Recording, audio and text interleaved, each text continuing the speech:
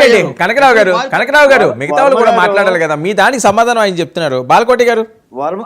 వర్మ గారు, సహజంగా కూటమి పార్టీ అధికారంలోకి రాగానే రాష్ట్ర వ్యాప్తంగా తెలుగుదేశం, జనసేన నాలాంటి కార్యకర్తలందరూ కూడా ఆశించింది ఏంటంటే, అంకుశం సినిమా విడుదలవుతుంది, హీరో రాజశేఖర్ గనక హీరో విలన్ గనక చార్మినార్ చౌరస్తా దగ్గర లుంగీ మీద కడ్డారితో ఏడ్చుకొచ్చినట్టుగా వైసీపీ పరిపాలనలో తప్పులు చేసిన వాళ్ళందరినీ ఏడ్చుకొస్తారని అనుకున్నాం. ఆంధ్రప్రదేశ్ లో చార్మినార్ లేదు కదా, అందుకే వేయలేదేమో.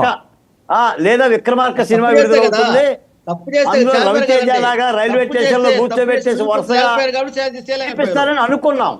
విషయం ఏంటంటే, వైసీపీ పరిపాలనప్పుడు మేము మాట్లాడిన నేరాలు, పాపాలు, శాపాలు, ద్రోహాలు అన్నీ కూడా ఒక ఎత్తు అయితే, ప్రభుత్వం వచ్చిన తర్వాత వైసీపీలో జరిగిన పరిపాలన లోపాలు చాలా కుప్పల కొద్ది వస్తున్నాయి.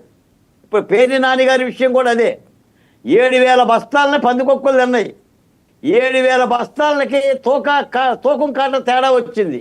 7,000 బస్తాలను గుమస్తాలు తరలించిపోయారు. అంటే ఇంతకంటే సిగ్గుచేటైన పరిస్థితి ఆ పార్టీలో ఇంకోటి ఉండదు. నిజంగా అయితే ఈ జరిగిన నేరాన్ని వాళ్ళు అంగీకరించినట్టే, డబ్బులు కడితే మేము విడిచిపెట్టేస్తాం. ఇప్పుడు మా గ్రామాల్లో మేము విలేకరులుగా వార్తలు రాస్తాం. ఎవడో ఒక బస్తా బియ్యం తీసుకెళ్తూ ఉంటాడు, రేషన్ బియ్యం రిక్షా మీద, వెంటనే పోలీసులు అరెస్ట్ చేసి గుంజి లోపలేసి కుమ్మేస్తారు. ఆ రేషన్ షాపుని సీజ్ చేస్తారు. నేనేదో బంగారం దొంగతనం చేసి రికవరీ కోసం పలానా చోట అమ్మానని చెప్తే చట్టం ఊకుంటుందా? తప్పనిసరిగా చర్యలు తీసుకోగలగాలి. కాకపోతే ఏంటంటే, ప్రభుత్వం తీసుకుంటాననే మాట చెప్తుంది. సరే, ప్రభుత్వానికి సంబంధించిన ఇబ్బంది, వాళ్ళ అభివృద్ధి కార్యక్రమాలు, వాళ్ళకి సంబంధించిన సమన్వయం ఏదైనా కూడా వీటి మీద తీసుకోవాలి. అలా తీసుకోగలిగితే కనకారావు గారు కూడా మాట్లాడరట. ఒక కనకారావు గారే కాదు, తప్పు చేసిన వాళ్ళ మీద తీసుకోండి, కక్షపూరితంగా ఎవరి మీద తీసుకోవద్దు. అంటే అప్పుడు చట్టం క్రమంగా ఉంటుంది.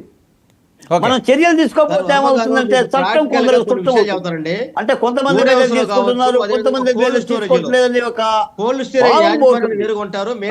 చర్యలు తీసుకోవాల్సిందే. నేను చెప్తానండి, కోట ప్రభుత్వం వచ్చినా కానీ కాదంబరి విషయం బయటకు వచ్చింది, కాకినాడ పోర్టు వ్యవహారం బయటకు వచ్చింది, అలాగనే కాకినాడ పోర్టు భూముల లావాదేవీలు వచ్చింది. బుజ్జి ఒకటండి, బాలకోటయ్య గారు మాట్లాడుతూ అంకుశం సినిమా రిలీజ్ అవ్వాలి, ఇంకా రిలీజ్ అవ్వలేదు అంటున్నారు. రిలీజ్ అవుతుంది సార్, కంగారు పడమాకండి. ఎందుకనంటే మనం అనిల్ కుమార్ విషయంలో చూసాం. అలాగే మొన్న కడపలో ఒక ఎంపీడీఓ మీద చేయి చేసుకున్న వైసీపీ కార్యకర్తని, నాయకుడిని స్థానిక పోలీసులు అంకుశంలో సీఎం రాజశేఖర్ విలన్ ఎలా కొట్టుకుంటే తీసుకొస్తాడు, అలాగే షర్టు పట్టుకుని ఈడ్చుకురావడం జరిగింది. తప్పు చేసిన వాళ్ళని ఎవరినైనా సరే శిక్షిస్తారు గవర్నమెంట్. 100% కూటమి ప్రభుత్వం ఏ ఒక్కడిని తప్పు చేసిన ఏ ఒక్కడినే వదిలే ప్రసక్తి లేదు. అంకుశం సినిమా ఆల్రెడీ రిలీజ్ అయింది. బోరగడ్డ అనిల్కి తగిన చేష్ట జరుగుతుంది. అలాగే ఈ